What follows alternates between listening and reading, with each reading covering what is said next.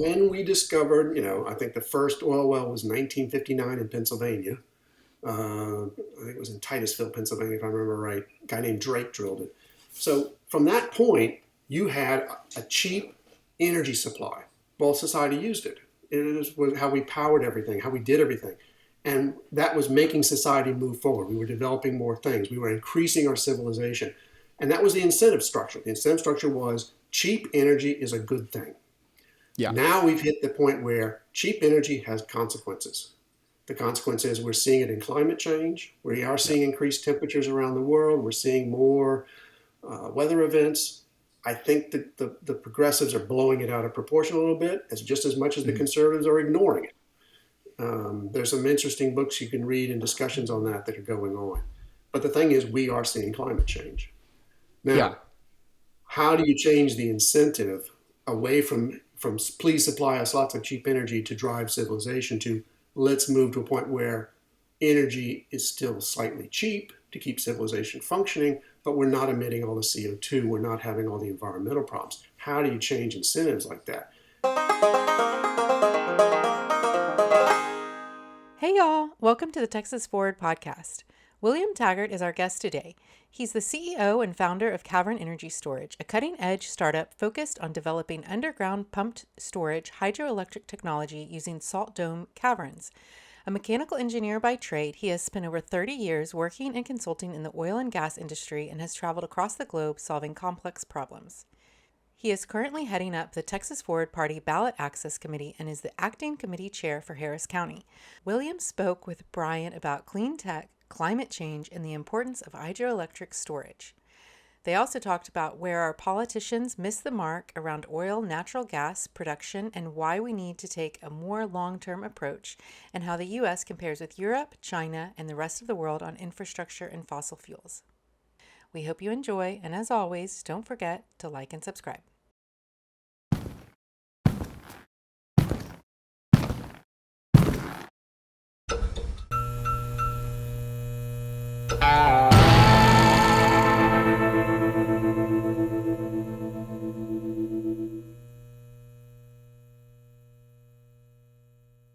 Hey, everybody. Welcome to another episode of the Texas Forward podcast.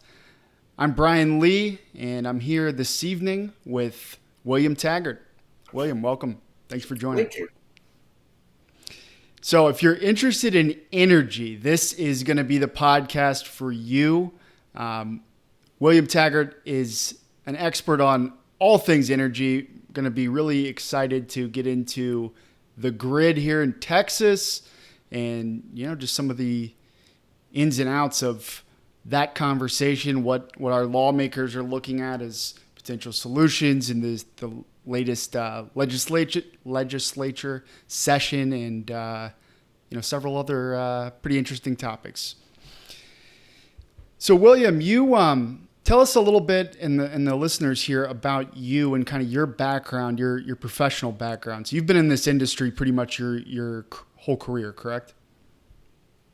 Yeah, I graduated in 1988 from Tulane University with a degree in mechanical engineering, and I went into a small consulting firm in New Orleans, and the main focus was oil and gas, although I worked in chemical plants, refineries.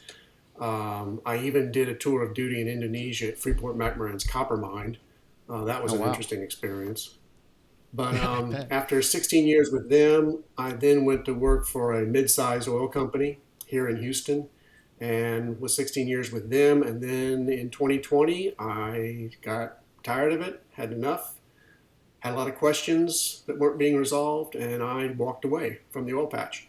Um, Still do a little consulting. I'm now working on a company developing long duration energy storage, which in my view is what we're going to really need going forward. That's one of the things you're hearing a lot of talk about is the need for storage to make renewables work with the grid better and to make your power plants run smoother and to add reliability to the grid. So that's what I'm Sure. doing. Had an interesting experience. I've been flooded out twice by hurricanes. Once in New Orleans for Hurricane Katrina, seeing what 6 feet of water will do to a one-story house, and then Ooh, got here and got to see what 5 feet of water does to a two-story house after Hurricane Harvey. So a lot of no fun. kidding. Yeah. Wow. So you were you bared the brunt of both of those then. Those are probably two of the biggest, if not the two Yeah. biggest hurricanes in the last 20 years here in the US, right? Oh yeah, it was uh, Katrina was an eye-opening experience. I was lucky in that I had a meeting in Houston, and I actually drove. I went. My wife and I drove over with, kid, dog, cat, everything, figuring we'll just leave early and avoid the rush. And Yeah. got home and was like, just it was amazing. It was yeah.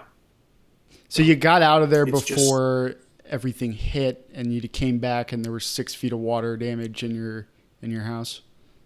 yeah, yeah. And Wow. when they finally let us in, we went in and the house was just trashed. It was amazing, but What do you do at this is what that point? happens. You start over, and you start over with a lot less stuff. Um, we got everything out of the attic. We got all our Christmas decorations. We were able to do a nice Christmas. But yeah, you start over. You start from where you're at and you go forward. That's all you can do. So yeah. Wow. But the big thing I did as an engineer, I ran big projects. I did some of the big Gulf of Mexico deep water platforms. I supported a lot of operations. My job really broke into two areas. It was is run big projects, get big things done, and Hmm. also support the facilities, support the operations people with a lot of analysis. And I would get phone calls middle of the night. I'd had a vice president would walk into my office and go, "Hey, we have a problem here. Go."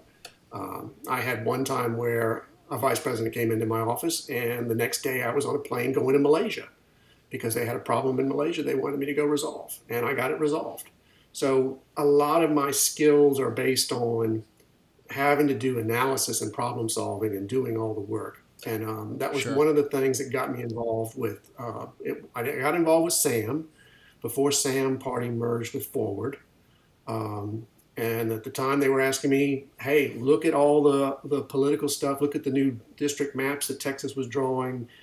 What is this gerrymandering doing? Do all this analysis." And I ran all the analysis for them. And I still do that for the Forward group of Texas. And the fun fact I've got for you tonight is the governor's race in last year, 2022, the governor won with 54.8% of the vote as the Republican candidate. He got reelected. Yeah. But the Texas House, they have 86 of the 150 seats. That's 57.3% of the seats. And 70 of the seats were unopposed, of which 41 were Republican. So that shows you that the gerrymandering gave the Republicans an advantage where with just 55% of the Republican vote of the state, they were able to hold almost over 57% of the seats in the House. And with the Texas Senate, it's even worse. You've got 19 of the 31 seats in Republican control. That's 61, over 61% of the seats. And again, 13 seats were unopposed, 9 Republicans, 4 Democrats. And that's the thing that Forward's looking at right now is we have all these seats. We have 83 seats in the House in the Texas legislature that were unopposed during the last election cycle. So if we can gain ballot access, and that's an item that's dear and dear to my heart because I'm working the ballot Sure. access committee, is if we can gain ballot access and we can put people into these unopposed elections, we can make a dent. And it doesn't take much. We just need to get a few seats in the middle.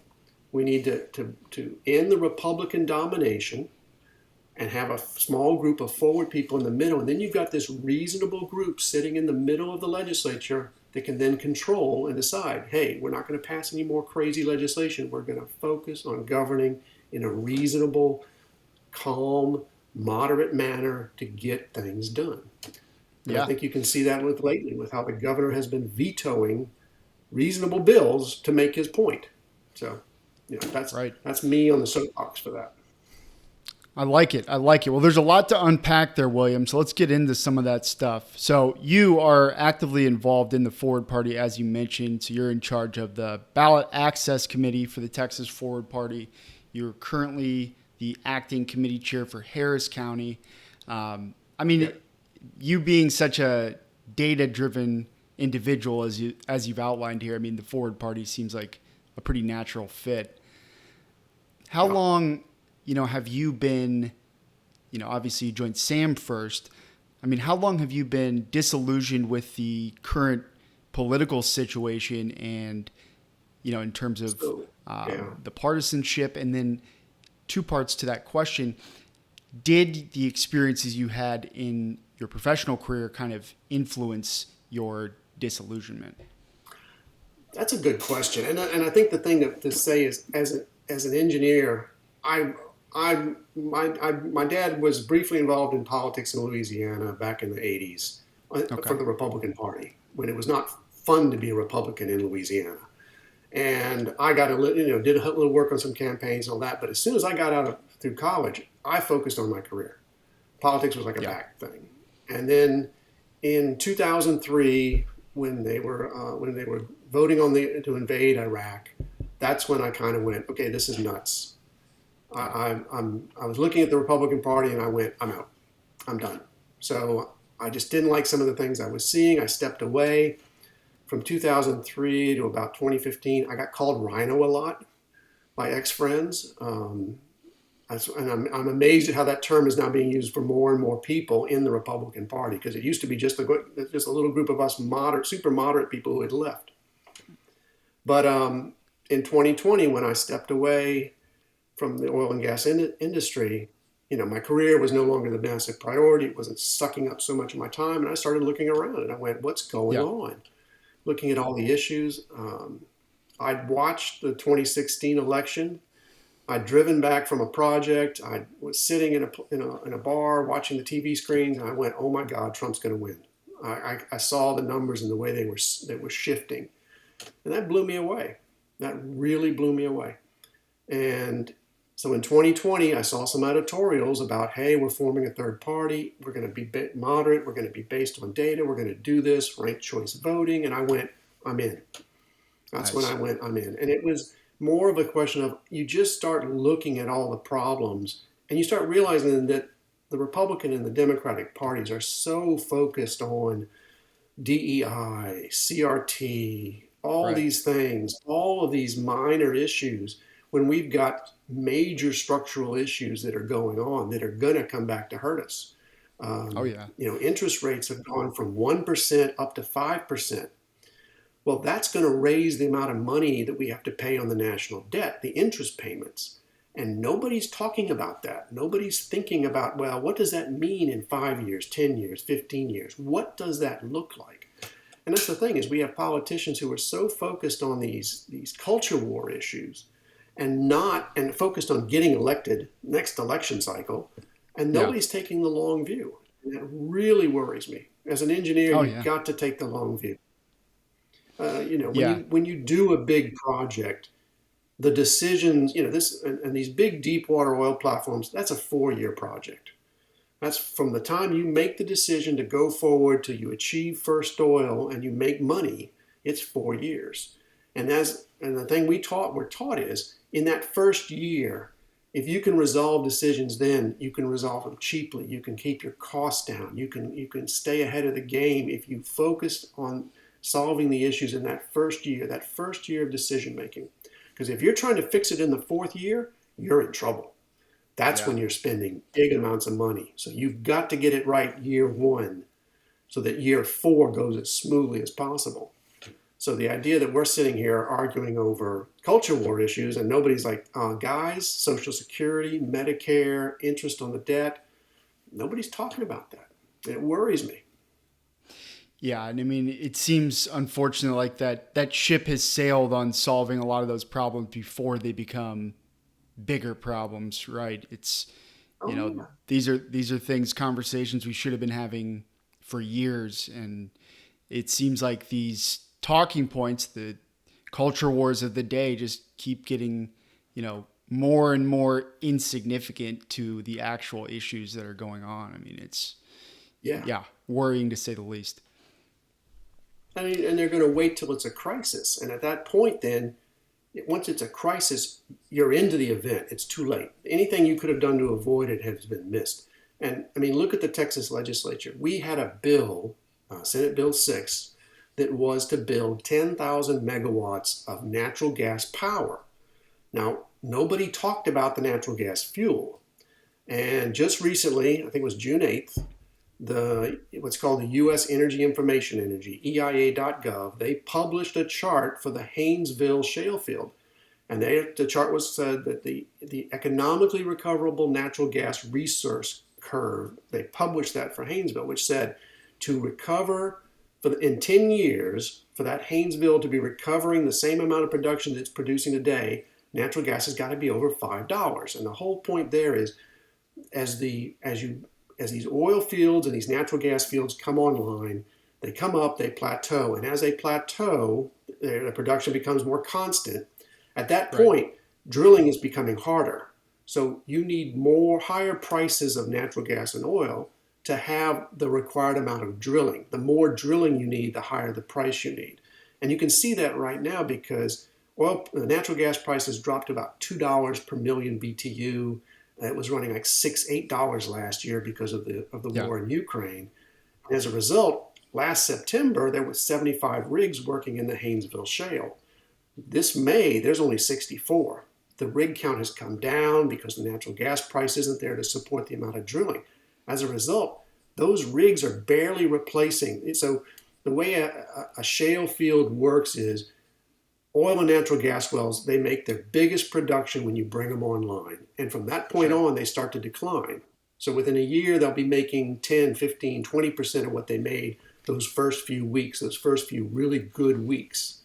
So right now, most of the drilling that we're doing in the shale fields, about 90% of it, is just to replace that depletion in production, that natural depletion that occurs. So we're Huh. not adding a whole lot to our new production. And you can see that because the production levels in the US are starting to, they were ramping up after COVID. Now they're starting to plateau and getting flatter.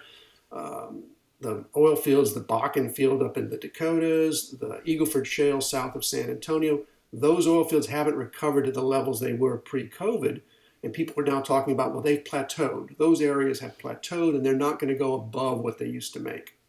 The That's Permian is fascinating. still rising, it's still going up, but we're already starting to hear that oil CEOs are now starting to say the Permian will plateau in 2030. That's what they're thinking, they're not sure. But that idea that these production fields will plateau and eventually start to decline. So I'm not talking about we're going to have no oil or gas in a few years. My concern is once you start the decline, now you've got a gap in your production. What you were making versus what you're making today, and how do you fill that gap? And it's a point of concern for me at least, Yeah. because what we're seeing is so in 2007 all the domestic natural gas shale fields were making about 19 BCF a day of natural gas. And at the time, we were using about 67 BCF nationally. Now What, we're what up is to BCF? 96, oh, I'm sorry, BCF, billion cubic feet a day. So with Okay. natural gas, you look at it as at atmospheric pressure in a outside next to your house, 70-degree Fahrenheit. That natural gas will take up 1 square foot of volume. That's a cubic foot. So billion cubic feet a day is how you measure natural gas. Got it. And Okay. so right now, those shale fields are making 96 billion cubic feet a day, and we are using 124 billion cubic feet a day. So we've almost doubled our natural gas in the United States. That has made a massive shift in the US energy market. Our coal fields have been shutting down, not because we choose to shut them down, but because natural gas has been cheap and plentiful. So we have the ability to shut them down. Hmm. But if that natural gas supply, in fact, we've got so much natural gas, we're exporting. In 2007, we exported about 2.5 billion cubic feet a day to Canada, Mexico, and other people. Now we're exporting almost 21 billion cubic feet a day in the form of LNG, liquefied natural gas, which is going to Europe to help them through now that Russia has turned off their natural gas supply. And it's also going to other countries as well. So there's been a huge shift in the US energy industry. But the problem is, okay, when that production plateaus and then starts to decline, how are you going to fill that gap? How are you going to keep that production stable? And that's what nobody's talking about. And that's very Yeah. concerning. So to me, you don't go build 10,000 megawatts of natural gas power plant unless you can answer that question. In 10 years, 15 years, where are you going to be getting that natural gas from? So yeah, So, that's definitely not something I've ever heard talked about. Frankly, I'm not an expert on energy, but follow it relatively closely, at least more recently. And so what you're saying is natural gas plants, just in general, they depreciate very quickly in terms of their return on investment. Um, Well, so that's not return on investment. It's more of a when you have a natural gas, you drill a well. You've now right, gone out and drilled a well. That well comes online, it's making money. So that well will then deplete. It will make next month. It'll make 2%, 3%, 4% less than it made this month. And then the I month after see. that, it'll deplete another 2 or 4%. So if you're an existing supplier, a natural gas supplier, your existing production is ramping down, and you got to fill that gap, which means you got to go drill more wells to take up.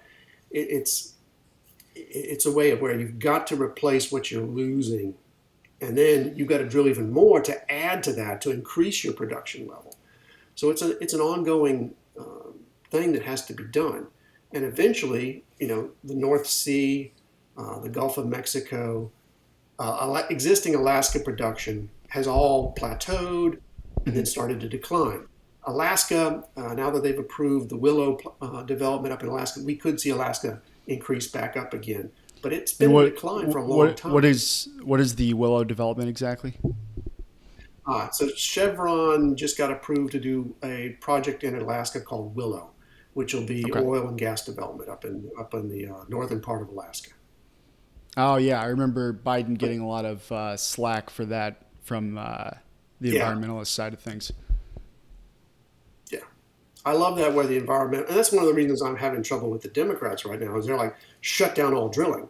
Well, you shut down all drilling, we're going to have a 4% shortage in oil and natural gas next month. How are you going to fix that? We're going to import more. Well, that's not going to help. And then the prices are going to go up, and then we're going to have then we'll be looking at $4, $5 gasoline and $5 natural gas, and then we'll be at 40, Rolling $50 per blackouts megawatt. and all sorts of problems, right? Exactly. Exactly. And that's the challenge is we need to make a transition to green, and not only because of climate change, but because oil and natural gas are not renewables. In fact, they're going to be exhausted and depleted at some point. I can't tell you when. There's so many variables there. I can't tell you if it's 20 years, 30 years, or 40 years, but the U.S. domestically will be running low on oil and natural gas in 30, 40 years. Now, that Sure. may occur sooner because if we haven't estimated how much reserves are left, there's a lot of issues there. But we're not taking the look of that long distance view. And my concern there is when you look at nuclear, when you look at long duration energy storage, when you look at these other things that we need to replace fossil fuels, those Hmm. don't get built in a day. Those are like 5, 6, 10-year projects. And if you don't start building them before you need them, then you're in trouble.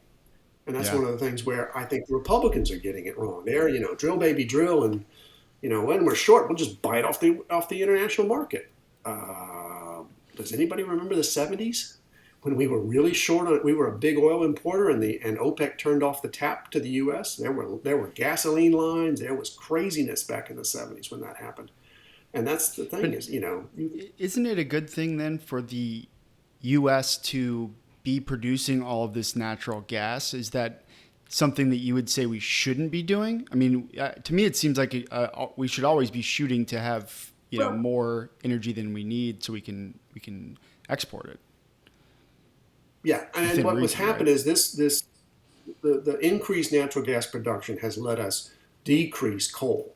I mean, the U.S. can point to and say, hey, look, our carbon dioxide emissions have dropped drastically. And that is all about turning off coal power plants and turning on Yeah, natural gas power plants to replace them. We've also grown drastically since 2007. Um, our population has increased, our energy usage has increased, and we've been able to sustain that with lower CO2 output because of the natural gas. sure. Fun little fact for you, a coal molecule has about 2 hydrogen bonds per carbon atom. Hmm. A methane, which is what natural gas is mainly made out of, has 4 hydrogen bonds per carbon atom. So you get twice the energy per carbon atom out of natural gas than you do out of coal. And that's why coal is so much more dirty, because you have to break so many more bonds and release so much more carbon atoms to get the Hmm. same amount of energy. And that's why coal's a dirtier fuel. So the fact that Sure. we've been able to reduce our coal has been a good thing. And you're right in that, our natural gas is a good thing. We've got a lot of energy right now. We've got an energy abundance. We're exporting natural gas in the form of LNG. We're a net exporter right now of oil and oil products. We are sending more out. I think we're sending like 1 or 2 million barrels a day out than what we're Hmm. bringing in. So that's a great. We're at an energy abundant state. But how about we take that and use it to invest in what we're going to need in 10, 20, 30 years? That Sure. would be the smart move. And that's what I don't see on the side of the Republicans. And what I see on the side of the Democrats is let's turn it off now and just crash the economy, which that doesn't make any sense either. And I Right. think it's so And funny is that Biden hmm? approved the Willow Project because it shows that he's having to face the reality of governing, even though he Yeah. ran on all these progressive ideas. Right. These Anyway, utopian concepts that would be great if we had no fossil fuels and correct. didn't have any emissions tomorrow. That would be a great thing, and energy was cheaper and all that. But it's just not the world that we live in at this very moment in time, right? Yeah, So I'm yeah. curious as you were explaining that. So is this mostly so? The short-sighted viewpoint that you mentioned there, is this primarily driven by policy, or is this the energy companies? Like, what is the who's to blame there? Is that more government or private or Well, but private I, sector? I think the thing you can do is you can split it into two areas. I mean, capitalism works great when the market incentives are properly set up. What are the Hmm. market incentives right now? The oil companies make money selling oil. Right. And if you look at it from a pollution standpoint, it's not the drilling rig where the majority of the pollution occurs. It's not the oil platform. It's not the refinery. It's not the gas station. It's the tailpipes. And as a result, our Hmm. lifestyle of driving cars and driving lots of stuff and having, Americans, we use more energy per person than most countries. I think there's a few Middle East countries where they use more energy per person than us. But we have a very energy intensive lifestyle. That's what makes Yeah. the United States great. We have this. We do a lot of traveling with our cars, a lot of that. I think we use about 15% of the energy supply with 4% of the population in the world. So that shows you what's going on there. And as a result, that's the way our markets have been working. And the thing right now is, and you can see this with the Democrats, is they want to move us to a greener environment, a greener energy system, but they're Hmm. doing it with tax incentives. You build a wind farm and we'll take money off your taxes. Well, that's fine, but it doesn't make the guy driving the big pickup truck change away from his big pickup truck. There's no advantage for him to do that.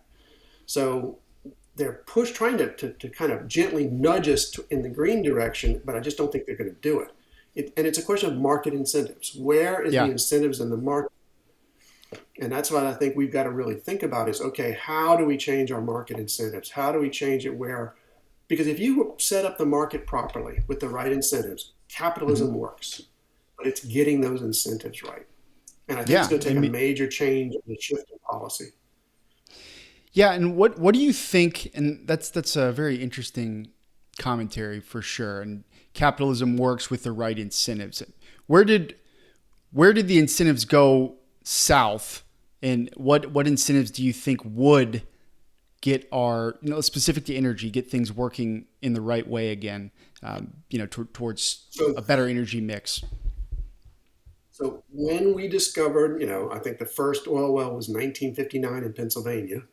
I think it was in Titusville, Pennsylvania, if I remember right. A guy named Drake drilled it. So from that point, you had a cheap energy supply. Well, society used it. It was how we powered everything, how we did everything. And that was making society move forward. We were developing more things. We were increasing our civilization.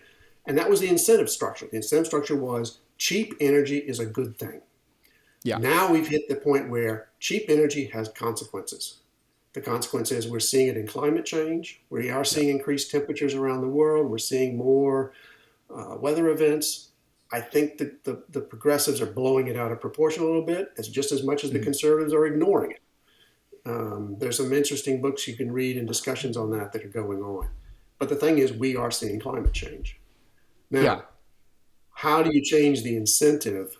away from please supply us lots of cheap energy to drive civilization to let's move to a point where energy is still slightly cheap to keep civilization functioning, but we're not emitting all the CO2. We're not having all the environmental problems. How do you change incentives like that? And the nudging that the Biden administration is doing, I don't think is the right answer. I don't think it's going to go far enough because how do you convince the guy driving the pickup truck that gets 5 miles per gallon to change? How Give do them you a convince him? The only way cheaper, to do that is make the give them a cheaper gasoline form more of energy, expensive. right? Either you give him a cheaper form of energy or you make him pay more for using the, uh, the energy he's using. It's one of those two. That's why we've got electric vehicles coming out. But the thing is, I think at some point you're going to have to put a tax on hydrocarbon to generate a revenue to help fund this change that you want to do because we can't keep running up more debt. The national Right. debt's $31.5 trillion. We can't keep doing that. So to fund this transition we need to go through, I think you're going to have to at some point do a carbon tax. I just don't see a way around it. And I know a lot of people are going to be shocked at that. But I think you've got to have it. I mean, look at cigarettes. How did we reduce smoking in America? We raised the tax on it. And that Sure. had a direct impact. Same thing. I think it's a question of, the Democrats want to push you in a direction. To me, if you want to drive a 1980s muscle car, great, go for it. Have a blast. But I think we've got to realize that you're going to need to pay extra for that gasoline to fund us building the change we need. And that change is going to come in a lot of ways. I don't think EVs are the answer. And let me explain that. If you take the 250 million American vehicles, trucks, cars, sedans, coupes, everything, buses, cabs, everything, and you convert that to EVs, that's an enormous amount of lithium. And I just don't think, there's enough lithium there to make that work easily and effectively. So that means you've got to look at changing. How does the other countries do it? If you look at Europe and you look at Asia, mass transit, high-speed trains, Yeah. stuff like that. That could be easily done. Electric trains don't have a lot of batteries. They just have powered electrified rails and they can go. So I think we are looking at it's going to have to be a change to American society will have to occur in the next 10 to 40 years. And, and it's time to look at it now. Well, speaking of the long game, I mean, these high speed rails, it seems like at a minimum take 10, 15 years from, the time they get approved to actually being built.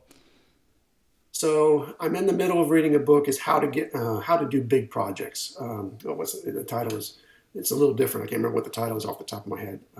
I think I have But that it's book. I about haven't how do you started it. build big Is it projects. is it an orange book? Yes, I don't. you I got it. that's sitting It's on my shelf. I haven't read it yet. Yeah, I'm about 50 pages in, and it's the one I'm working on right now. But it Cool. goes back to looking at how the California high-speed rail system. They were going to build from Los Angeles all the way to San Francisco, and they've only made this little section in the middle. And it's like, we're going to call that a victory. That ain't a victory. That's nothing. And the same thing with here in Texas. We were looking at building a high-speed rail from Houston to Dallas, but it was going to start up by 7 miles outside of downtown, up at the mall by where 290 and 610 cross, and then go north, have one station near College Station, not in College Station, but between College Station and another town, and then go up to Dallas. Well, if you go to Japan, the high speed, the train in Japan from Tokyo to Osaka is about the same distance. It's got 17 stations. It stops at the slow train stops at every one and does the route in 4 hours. The high speed one stops at 6 and does it in 2.5. I mean, that's how you do it.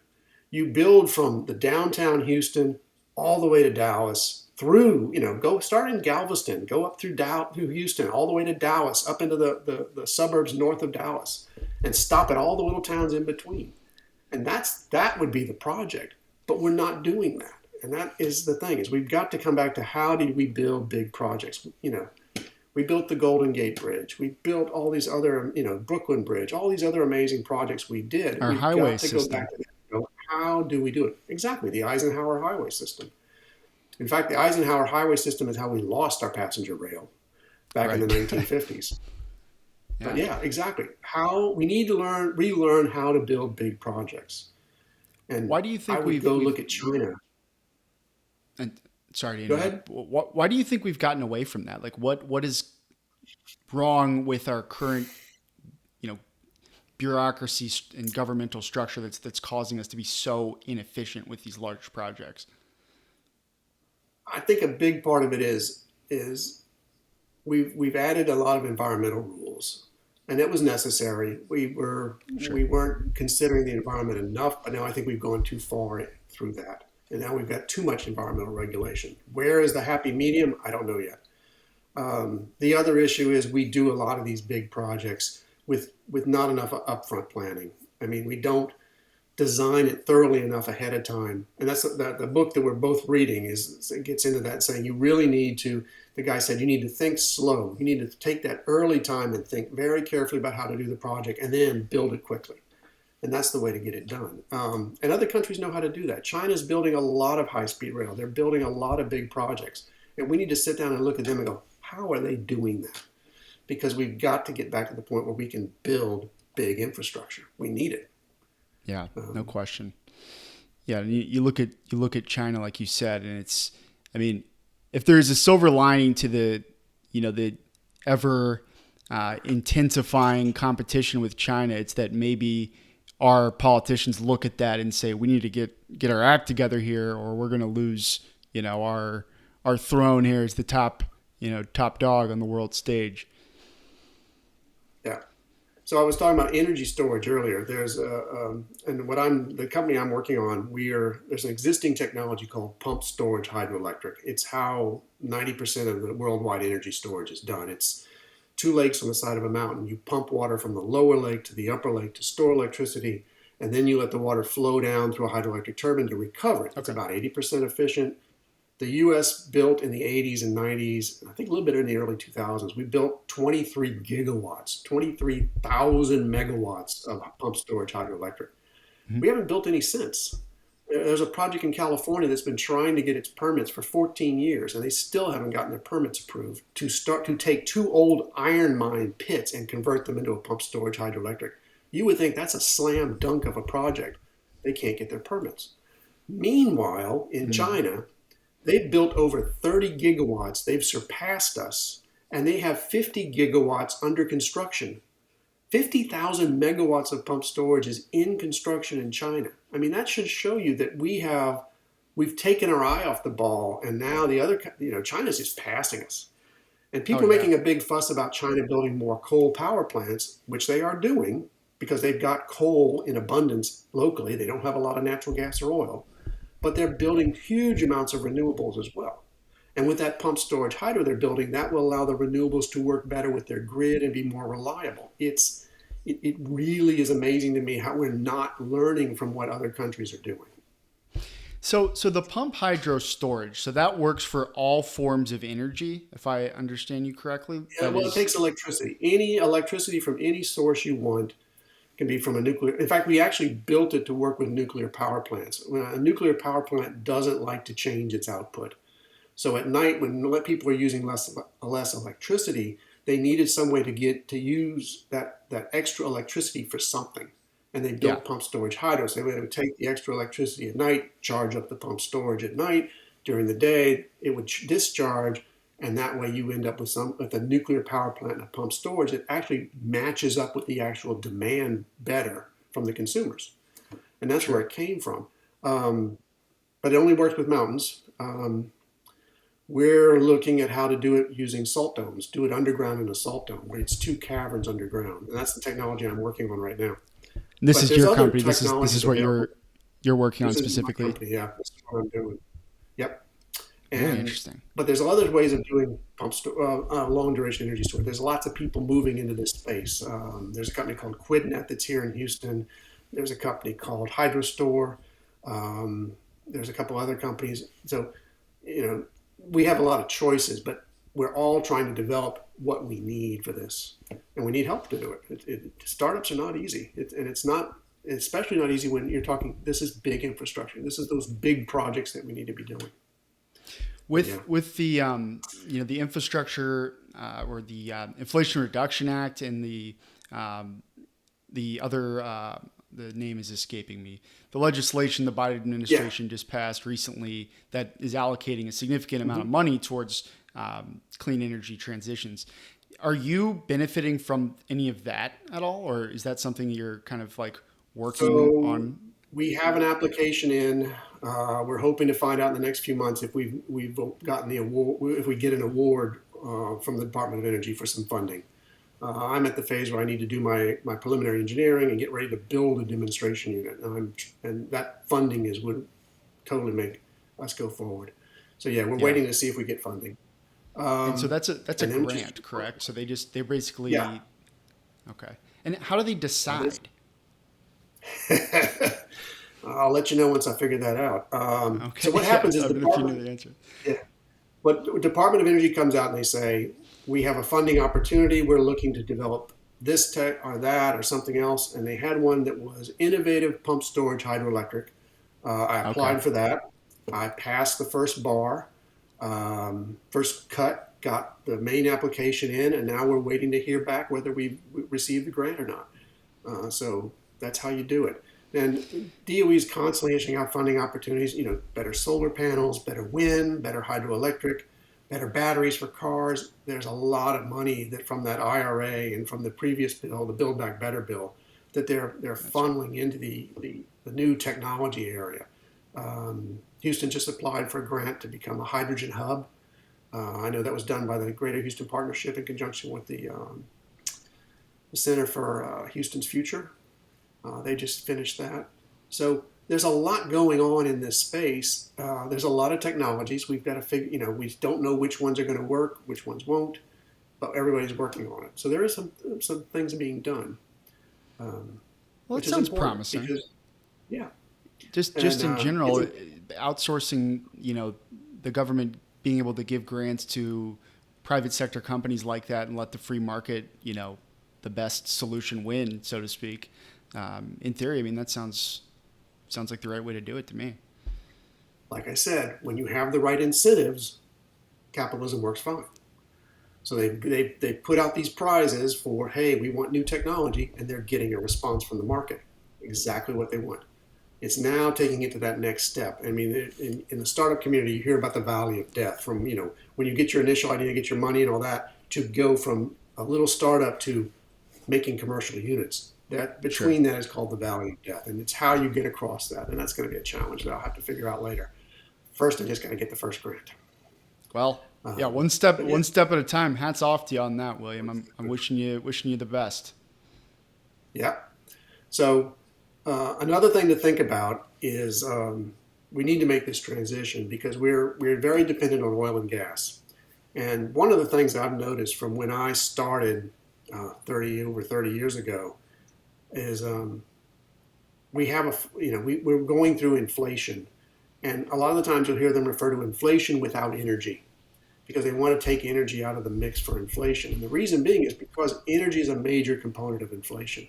And one of the things Hmm. I've noticed, and it finally struck me, was the projects I was doing 30 years ago were jacketed structures that sat on the seafloor and the platform was on top, and they were about 7,000 tons of steel, 10,000 tons of steel. We're putting out deep water platforms now, and they're 40, 50, 60,000 tons of steel. The amount of steel has gone up exponentially as the water depth has increased, and that is causing us. We'll never see $10 oil again because you just can't do it. You've got to the drilling that's taking place now in the United States is either long, deep water offshore oil platforms or it's long horizontal wells in the shale fields, all of which have to have $50, $60, $70 oil just to break even. And we're now at a point now where I expect we'll see $80, $90 oil by next year because it's just we're hitting that point where to get more oil out of the ground in the U.S., you've got to have these prices. Is And that I just think that's one of because the things the that we've got to look at. yeah? Is that just because um, the oil, it's depleting, or accessible Yeah. oil is depleting, so we have to Well, take on these like harder projects? Is that why that's the case? you've drilled all the easy stuff. Yeah. All the easy stuff has been drilled. All the cheap stuff has been drilled. Now we're into the expensive stuff, either in very, very deep water or shale fields where I've got to drill a long, deep I've got to drill a long horizontal well and frack it to get any oil out of it. We've drilled the cheap stuff. Now we're into the expensive stuff. It's like if you had Mm, farmland, the easy land, the easy to farm land, you farmed it. It's done. Now you want to make any more profit, you're going to have to go farm the hard stuff, and it's going to cost you more money. That's just the way sure. it is. Yeah. It's not, the oil industry is not like a factory. It's not like a widget thing where, you put in these resources, you get X number of widgets easily. The oil industry is completely different. And, an old boss of mine made the joke, he said, everybody wants to be in the oil industry, but the people that are in it, we're all trying to figure a way to get out. And that's it. It's crazy. So what? And you wrote a book that is coming out in Yes. September. It's called Fixing America, where you Yep. touched on a number of these topics, and the one we're focusing on today, specifically energy. You talked about a few things related to this. One of the chapters was a realistic Green New Deal, or essentially what we should be focusing on with Right. this energy mix. So we have this short-sighted view. Fossil fuels are getting a little more expensive now because of the low-hanging Yep. fruit. We've taken advantage of that. What kind of an energy mix and what kind of decisions should we be making just as a whole in the U.S. right See, now, in but your opinion? that's the thing is, you're hearing all these people. Some people are picking hydrogen, some people are picking carbon capture and putting carbon capture systems on new power plants. There's lots of ideas. I can't tell you what the best one is because there's so many variables, there's so many questions. And so that's why my view is you don't let the government pick the best answer. Yeah. Because the government hasn't done a good job of that. But what you do is you say, okay, we would start with a carbon tax, a tax on oil, natural gas, coal.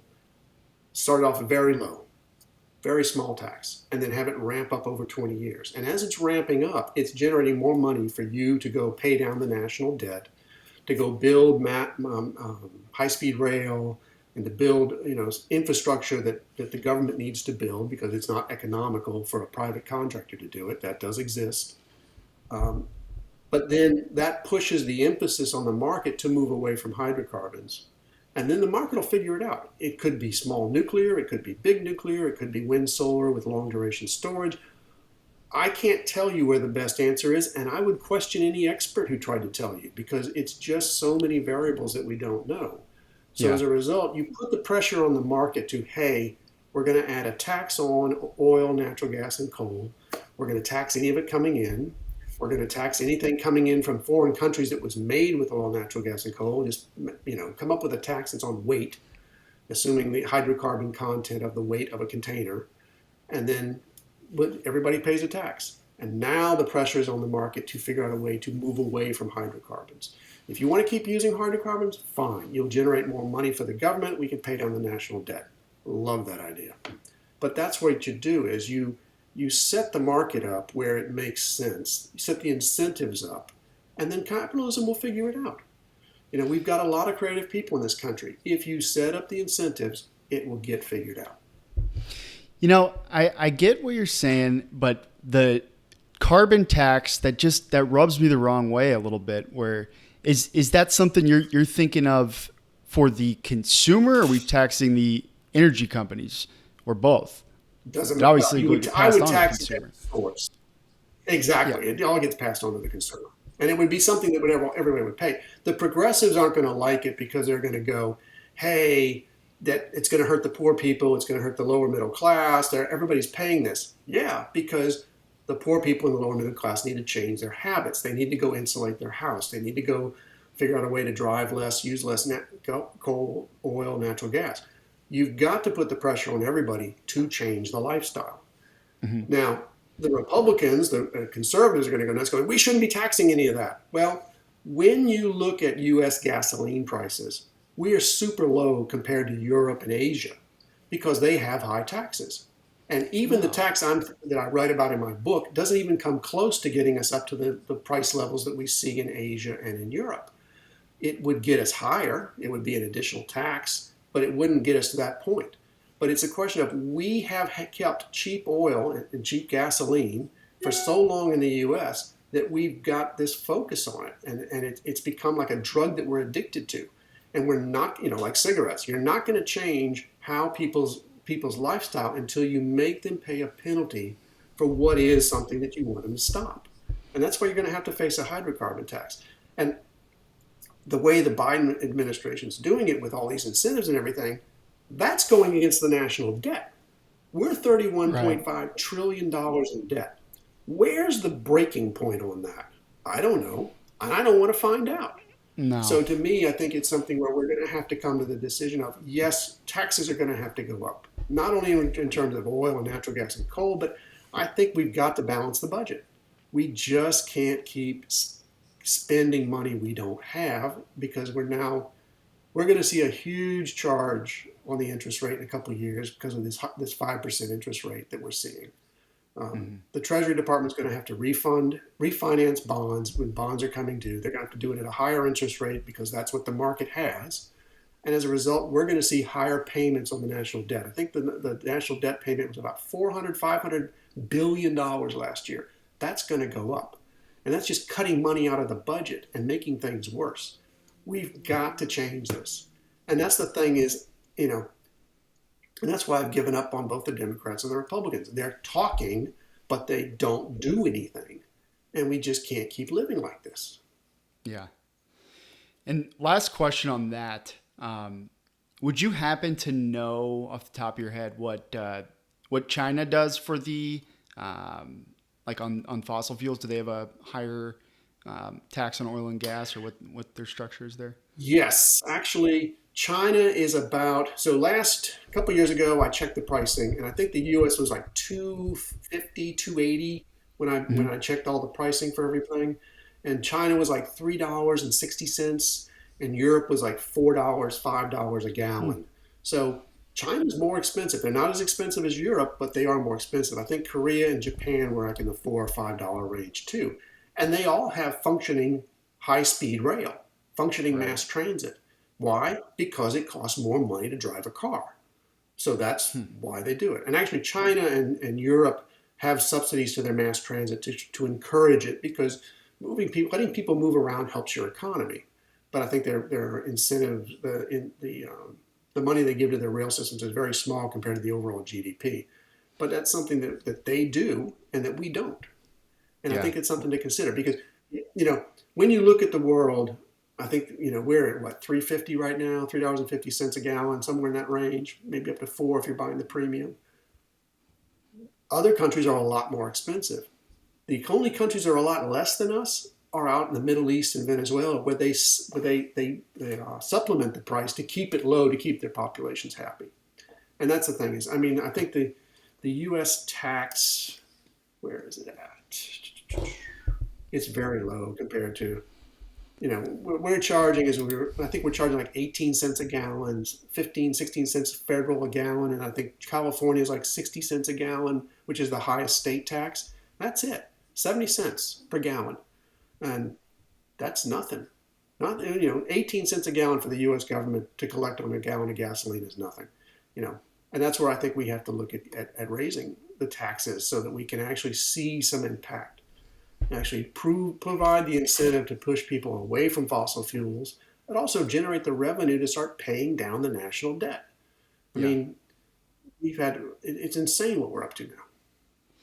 Fascinating. I've not heard it explained in that way, and that's very very good food for thought there. So I want to hit on Texas real quick before we Mhm. wrap up here. So Yeah. the discussion that we mentioned or you mentioned and we were talking about here was relative to this SB6 bill. I actually talked about that, Yes. researched that a little bit on one of our podcasts a while back. That the idea here in Texas that lawmakers were talking about was build more natural gas plants as like our backup solution. Sounds like that's not, you're against that as a potential solution based on some of the ideas, you know, with the fact that the I, natural gas plants yeah. produce less over time. What would be the answer, do you think? Well, I've even seen farther extremes from people on LinkedIn and other areas where they're like, we need to get rid of wind and solar. Well, wind and solar is 30% of our electricity last year. And if you Yeah. get rid of it and try to replace it with natural gas, you need an extra 2.3 BCF, billion cubic feet a day of natural gas to feed those power plants. And we don't have that. We don't have that extra production at hand. So to me, that's ridiculous when people say, let's get rid of wind and solar. And why That's the get wrong rid of answer. wind and solar, right? I mean, Texas. This was a You've crazy got stat. people I that are didn't against it. realize. Texas is what the Yeah, largest renewable energy state in the U.S. uses the most wind and solar collectively. yeah. That's why would we get rid of California's it? got more solar than we have, but we've got way more wind than California does. So yeah, we're actually in the lead for renewables. Um, and the thing is, building 10,000 megawatts at ratepayer expense to have as a backup in case something happens doesn't make any sense. I mean, you need to build something that you can use. My view is we need to be looking at long duration energy storage because then Hmm. you can charge those systems up at night when demand is low, and then they can help out during the day when demand is high. And actually, if you get enough long duration energy storage on the grid, your natural gas power plants can run more smoothly, and they can, if you run your natural gas power plants smoothly, they use less fuel, they pollute less, they save fuel. It makes so much sense to do it that way. That's probably where I would lean toward. But yeah, I mean, the idea of removing wind and solar or to pushing us toward more natural gas, it just doesn't make sense. Um, the one thing I think is we're either going to have to either look at more long duration storage, building it and actually using it, and combine that with more wind and solar in the future, or when we start to see shortages of natural gas, we're going to have to bring back coal power plants. And as we talked about earlier, coal power plants are twice as polluting as a natural gas power plant. So then we're going to have air quality issues. So We already have we air got to do quality one of these. issues. Yeah. Interesting. But yeah. So yeah, I think with Texas, I mean, we're getting through the events right now. I mean, I saw the day that the in the Houston area we didn't go over $50 per. We barely went over $50 per megawatt with all the heat and everything. I mean, we're having 102-degree weather right now with this heat dome that's on top of us. And I think wind and solar did really well. The problem with wind and solar is if you get a cloudy, calm day, they're not going to work. And at that point, you got to have something. And that's where long duration storage can help you out. That's where, if we had more nuclear, it would help out. Or if you have to just have to use the natural gas at that time. But that's where the situation we're in. And yeah, we need to start looking ahead. The short term reaction of building more natural gas is, again, it's not looking at long term, it's looking short term. And it's thinking, oh, yeah, we've got plenty of natural gas. Well, you have plenty today, but I don't know about tomorrow.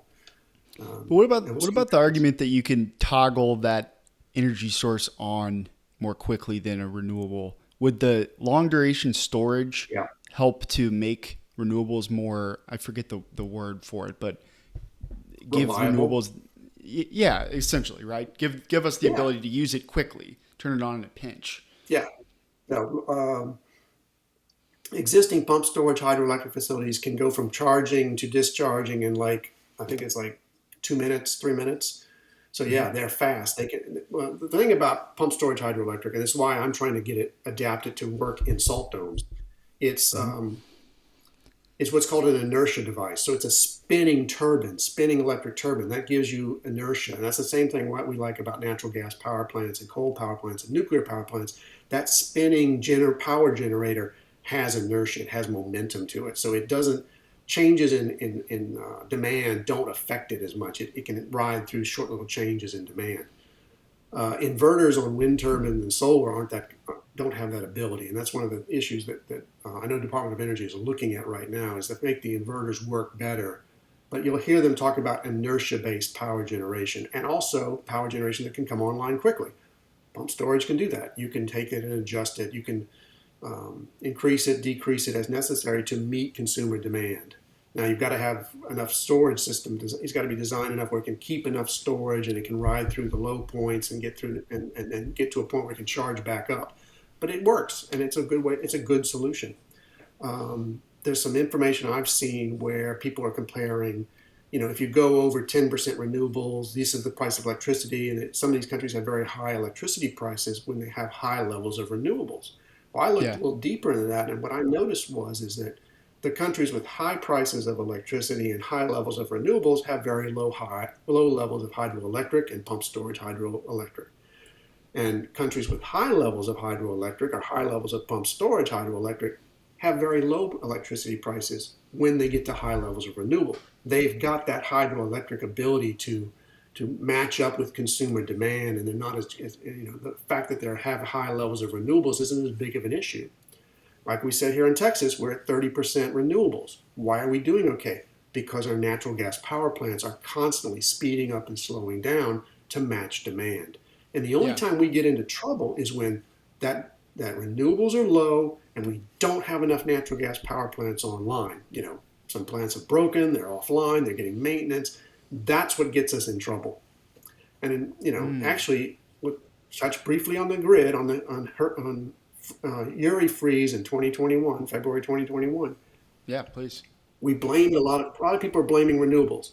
If you look at the natural gas pipeline pressures coming out of the Permian Basin heading across Texas, Sunday night actually, you can see those pipeline pressures dropping. And that Monday morning, the pressures dropped to the point where they had to cut some natural gas power plants off. When those plants shut down, we didn't have enough electricity. It started a load shed event. When the load shed event started, some of the compressor stations were electric compressor stations on the natural gas pipeline systems. They lost power. And that meant we had even less natural gas reaching the power plants. And it started this death spiral that is what Yeah. we saw in Uri. And that's the thing that gets me is if you're going to add natural gas power plants, you've got to increase the reliability of your natural gas supply. And as we saw during the Uri freeze, our supply is not as reliable as we would like it to be. Right. And looking at these issues where you've got, there's future issues with the Haynesville shale gas production. There's a big natural gas field up in the north called the Appalachian area, which is the Marcellus and the Utica. That Mm-hmm. production has plateaued. I don't know if it's going to decline. I don't know when it's going to start to decline, or maybe with higher prices it could go up a little higher. But those two issues have me worried about relying on natural gas. If you want to bank everything, if you want to bet our future and our children's future on natural gas, I'm a little concerned about that. Yeah.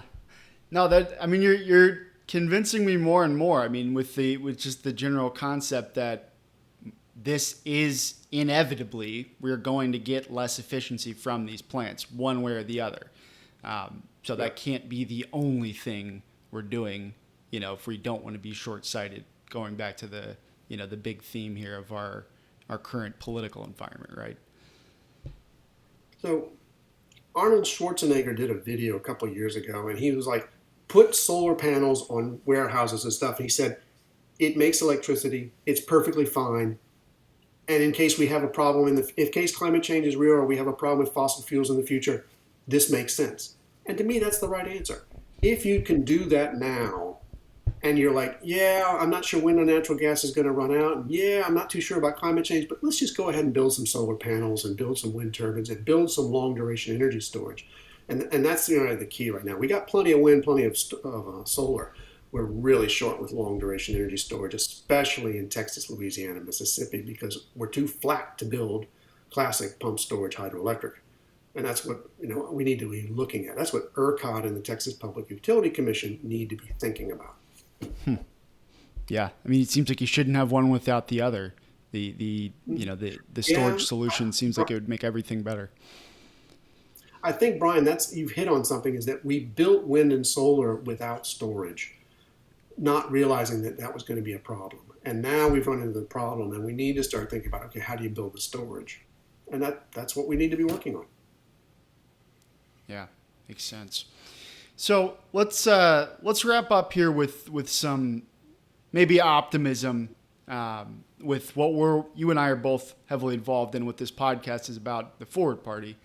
How do you think the Forward Party plays into this when it comes to making these incentives a little bit fixing the incentive structure relative to everything we've talked about around energy and this conversation today?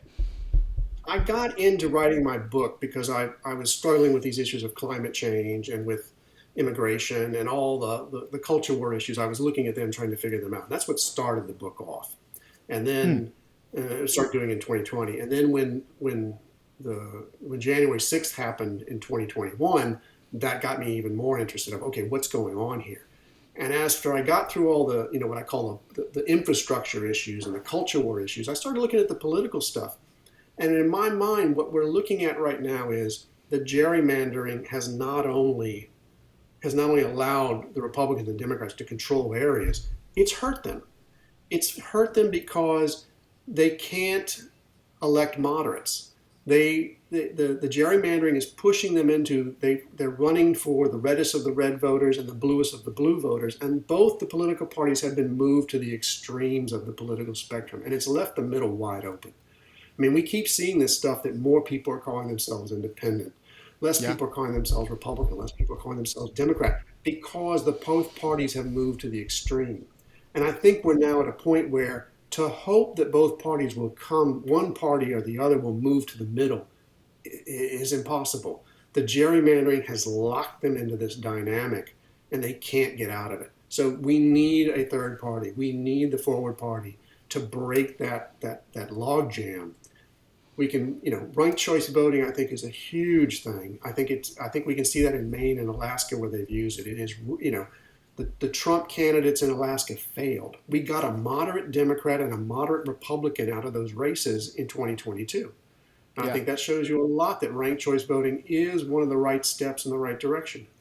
I think you've got to, we need to get forward party people in there to reduce the gerrymandering. And I even wrote a chapter in the book about what do you need to do to reduce gerrymandering? What's a simple thing that you could do to help reduce it? And the Let's thing talk is, about that real quick. I'd love to hear kind of a general synopsis on your so thoughts there.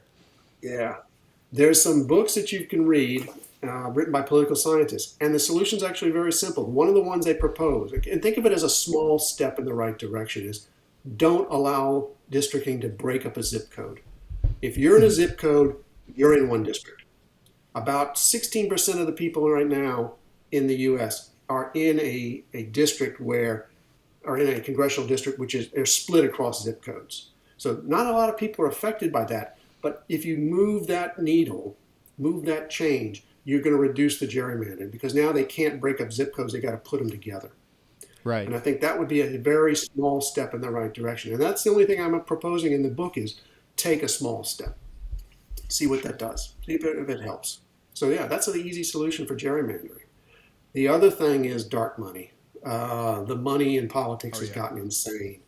I don't know how we fix that. I really think we're going to have a constitutional amendment.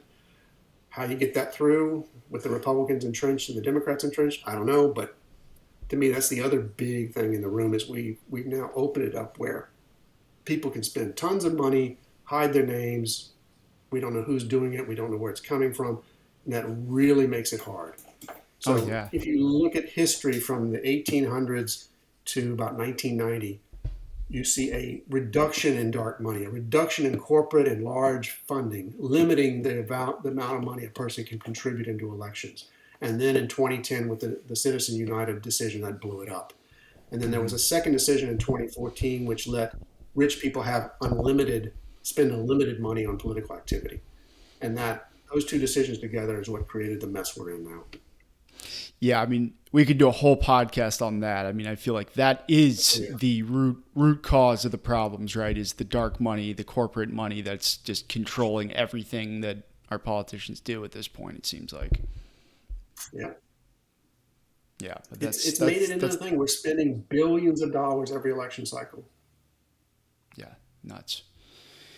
So, what else are you within the Forward Party pushing within your current role is in the ballot access committee? Like what are you working on right now that you're hoping to get accomplished in the next 6 to 9 months? So yeah, so with ballot access, we've really, and actually we don't have 6 to 9 months, we've got about 4 months. We need to get our membership in Texas Forward Party up. we need to raise money so that we can be ready. Because the thing is, in Texas, the way the ballot access laws are written, so in November, we're going to have people sign up to be forward candidates between, I think it's November 11th or 12th for 1 month. So you got 1 month to sign up to be a candidate. And you're doing that before we've done the ballot access drive. So I've got to convince people to sign up, become candidates, hoping that we get at ballot access. Then March 5th will be the primary for the Republicans and the Democrats. Anybody who votes in those primaries has signed up as a Republican or a Democrat and signed up into those two parties. 7 days later, we will hold our precinct conventions as the Texas Forward Party, and we will begin signing up members. Those members have to sign a pledge. They have to not have voted in either primary, Democrat or Republican, and then they join the Forward Party. We have to have 81,000 and some change. Let's round up to 82,000. We have to have 82,000 signatures of people who didn't vote in the primaries, are registered voters, and can be confirmed as that. We probably want to get about 90,000 signatures. Yeah, I'd love to have 100,000. But you got only 75 days to do it in. Texas is probably some of the hardest ballot access laws. We have a high number of signatures we have to get, and we have a short window, and we can't do anything before March 12th. We can line people up, we can have people promise, we can get money from people, but on March 12th, the effort starts. And then we've got to get those signatures and get the Secretary of State to verify them. And then we have 75 days. And if that is done and we succeed, then we have candidates on the ballot in November 2024. And that's the simple goal. As that. Simple as that. Just, I need a lot of people to join the Texas Forward Party and sign up and promise to sign the registration. And then I need to raise some money to fund it. And then we need to get going. And that's it. Let's get it done, William. If we do that. Yeah, no. And we had Andrew Yang here in Houston a few days ago. And we had about 90 people in a room at Rice University. And there was a lot of energy. There's a lot of things. Every time I talk to people, I go, are you tired of it? And they're like, yes. They want a third choice. We would like to see something besides Republican and Democrat. And, we've got the Libertarians and the Greens, but they're even farther out on the fringes. We need a middle-of-the-road solution. And in writing the book, I ran across a phrase, and it stuck with me, and it was a gentleman, a French philosopher who wrote it. And he said, political freedom is only found in moderate governments. And that really hit me, is because if you have a far right or far left government, it's not free. You're going to be restrained. You're going to be constrained. It really is a moderate government is the only true guarantee of political liberty and political freedoms. And that's what we need to get to. We're now at a point where we're seesawing between the far right and the far left. And my gosh, I'm tired of this seesaw. Let's get off this thing and get a moderate government. Yeah. Couldn't have said it better myself. Let's get off this seesaw and get back to what this country's all about, and that's freedom. And it seems like losing more and more of that every day from both sides of the equation right now. Well, William, this was very enlightening conversation. Very, very interesting stuff. Thank you for coming on. And when does the book officially? Thank you for inviting me. Yeah, absolutely. And I don't have a date from the publisher yet. Yeah, no, the book is in with the publisher. They're working on it right now. It will be called Fixing America. It will be out. Hopefully, we're aiming for September. Okay. I'm waiting to hear back from the publisher about when we start working the details. It is with their editors right now, and they're editing the book. So we'll see how it goes. Excellent. And that's going to be available on Amazon, or where can our listeners? It'll be available at Amazon. It'll be available through Kindle, and it will be available through your local bookstore. So we're setting it up to go all three ways. And it will be coming out. As soon as it's coming out, I'll be sending out emails and announcements and letting everybody know. And we will too. We'll definitely give that a shout out as soon as that is official and available to the public. Thanks again, William. This was a lot of fun. Thank you, Brian. All right. And thank you to everybody at home. As always, we greatly appreciate your support. Keep telling us what you think, what you want to hear more about, the issues you care about. And just thank you all again. Have a great night. We'll see you next week.